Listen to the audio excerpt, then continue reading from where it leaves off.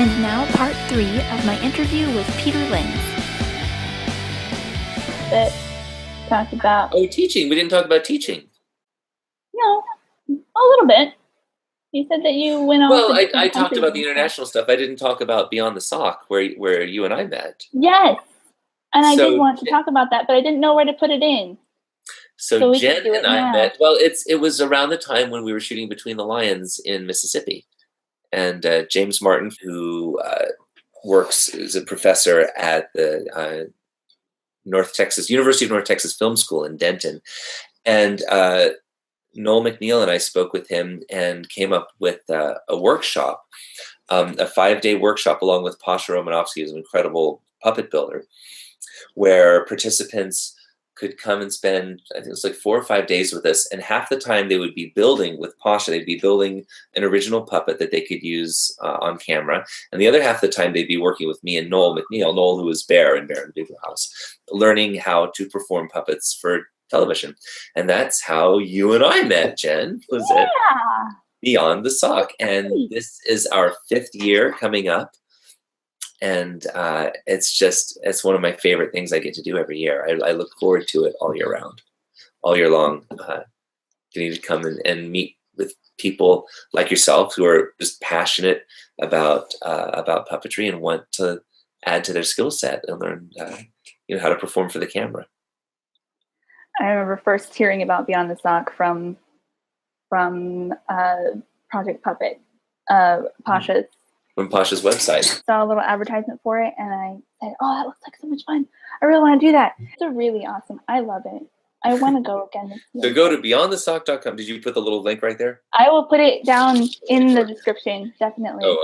We have a great time. We have a great time, and hopefully people leave with actually I kind of feel like it's the equivalent of what I got out of my 5-day workshop with Kevin and Steve in Orlando all those years ago, and then took those skills, those basic monitor skills, acting for the camera with a puppet, and then worked on it all year long. That led to the O'Neill conference the following year, and I was so much better. So that's kind of what I'm hoping to impart to people. They can take these skills and practice everything that we work on, and just get that much better. And it's a lot of fun. We laugh an awful lot. Yeah, it's great fun. I have a question from Nicola. Hi, Nicola.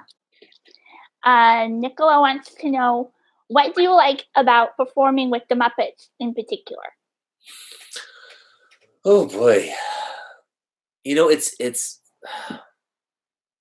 incredibly gratifying. It's what I've always wanted to do. It's where I've always wanted to be since I started this journey. I wanted to be one of the core Muppet performers, and that's a pretty lofty goal. And I've been very, very lucky. And that's not the question. The question is, what do you like most about it? Yeah. What's your favorite thing about it? Oh, well, that's easy. That has to be the guys. That has to become these incredibly talented performers that have become my best friends. We have a good time when we work together, of course, but we actually all hang out together too. We have Thanksgiving at each other's houses. Not all together, but just going out to dinner and talking about our families and lives, and I love these guys, and that's by far is the best part, are the friendships that I've made. And it wasn't, I don't know that I really expected that. I always wanted, I want to be a core Muppet performer, and we get to do all these shows and movies and things, which are incredible experiences, and I love it. But the best part are definitely the friends that I've made. April has a question. She wants to know, what advice would you give yourself if you could talk to 20-year-old you? Ugh. Wow. Okay, save some money, first of all. Just because you worked a couple days on Sesame doesn't mean you're suddenly a bajillionaire. You're poor, man. 20-year-old me.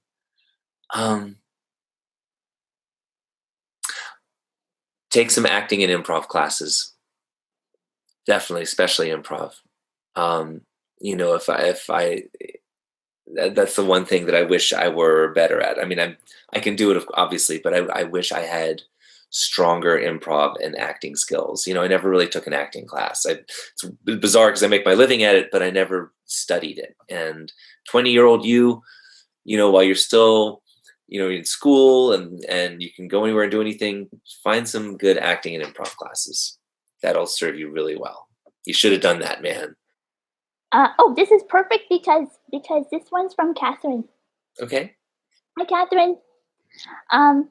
She wants to know, what did you have to learn about Harry Monster when you started performing him full time? Well, again, it was an audition process, and a lot of different people auditioned for Harry. Sadly, I couldn't ask Jerry Nelson about Harry's character, so I had to glean everything from watching old videos of Harry. And I learned that, Harry doesn't know his own strength. He's not always the brightest guy in the room, but he's incredibly sweet and sincere. Those are the things I learned about Harry. He comes across as he's just a sweetheart. He's just a big kid. He's too big for his body. He doesn't know how big he is or his own strength. Oh, April has another question. Okay. So April wants to know, what's the most fulfilling thing about being a puppeteer? The lives that you end up touching that you had no idea. I mean, I go to work, I will learn the script in a studio, working with my friends, and then that's it. We're done. We go home, or we go out to dinner together. And you never realize the impact your work is going to have on people. And I am just constantly floored and humbled by the people that get in touch with me that my work has touched. We have a lot of Make-A-Wish kids come through Sesame Street, and and their stories just, I mean, you do anything for these kids and these families and what they go through. But being able to make a difference, even at just, one day or one moment, trying to brighten up their lives by, they get to meet their favorite character or come visit the set of their favorite show. That's absolutely the most fulfilling thing about what I get to do. And it's an honor. It's really an honor to get to meet these kids and these families that are just going through the worst ordeal, the worst time in their lives, and they're all just like smiling.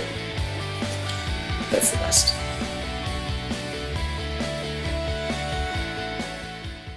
Thank you. Check the description below for more information and videos and cool stuff.